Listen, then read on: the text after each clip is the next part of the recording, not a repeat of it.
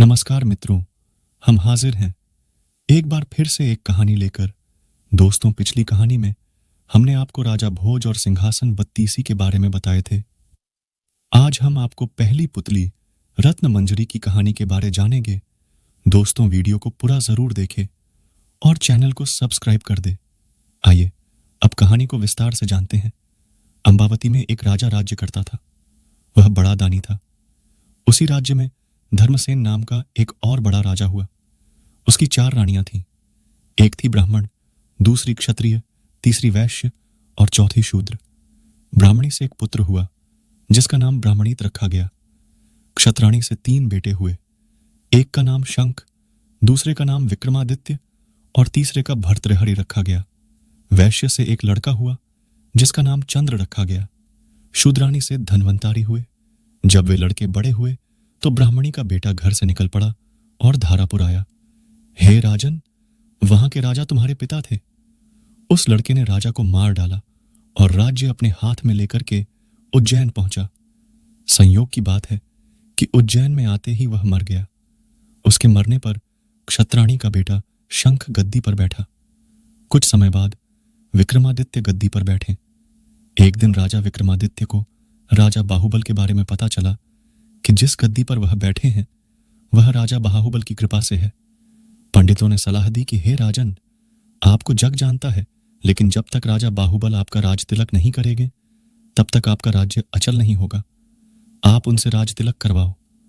विक्रमादित्य ने कहा, अच्छा। और वह अपने ज्ञानी और विश्वसनीय साथी लूतवर्ण को साथ लेकर वहां गए। बाहुबल ने बड़े आदर से उसका स्वागत किया। 5 दिन बीत गए। लूतवर्ण ने विक्रमादित्य को सलाह दी कि जब आप विदा लेंगे तब राजा बाहुबल आपसे कुछ मांगने को कहेंगे। राजा के घर में एक सिंहासन है जिसे साक्षात महादेव ने राजा इंद्र को दिया था और बाद में इंद्र ने बाहुबल को दिया। उस सिंहासन में यह गुण है कि जो उस पर बैठेगा वह 7 द्वीप नवखंड पृथ्वी पर राज करेगा। उसमें बहुत से जवाहरात जड़े हैं। उसमें सांचे में ढालकर 32 पुतलियां लगाई गई हैं। हे राजन, तुम उसी सिंहासन को मांग लेना। अगले दिन जब विक्रमादित्य विदा लेने गए तो उसने वही सिंहासन मांग लिया। राजा बाहुबल वचन से बंधे थे। बाहुबल ने विक्रमादित्य को उस पर बिठाकर राज तिलक किया और बड़े प्रेम से विदा किया। राजा विक्रमादित्य ने लौटते ही सभा की और पंडितों को बुलाकर कहा, मैं एक अनुष्ठान करना चाहता हूं। आप देखकर बताएं कि मैं इसके योग्य हूं या नहीं। पंडितों ने कहा, आपका प्रताप तीनों लोकों में छाया हुआ है। आपका कोई बैरी नहीं। जो करना हो कीजिए। अपने खानदान के सब लोगों को बुलाइए। 1.25 लाख कन्यादान और 1.25 लाख गायें दान कीजिए। ब्राह्मणों को धन दीजिए। जमींदारों का 1 साल का लगान माफ कर दीजिए। इतना कहकर पुतली रत्न मंजरी बोली, हे राजन, आपने अगर कभी ऐसा दान किया है तो सिंहासन पर अवश्य बैठें। पुतली की बात सुनकर राजा भोज निराश हो गए। आज का दिन तो गया, अब तैयारी करो, कल सिंहासन पर बैठेंगे। इस तरह सिंहासन बत्तीसी की पहली पुतली ने राजा भोज को नहीं बैठने दिया और अगले दिन दूसरी पुतली चित्रलेखा ने सुनाई राजा विक्रमादित्य की कहानी।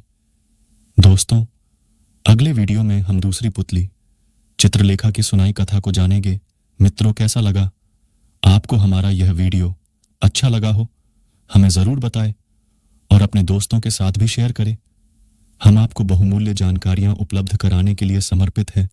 हम अपने इस कार्य में उनके समर्थन और सुझाव की अपेक्षा करते हैं ताकि हमारा यह प्रयास और बेहतर हो सके।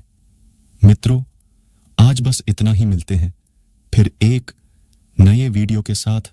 तब तक के लिए धन्यवाद। जय श्री कृष्ण।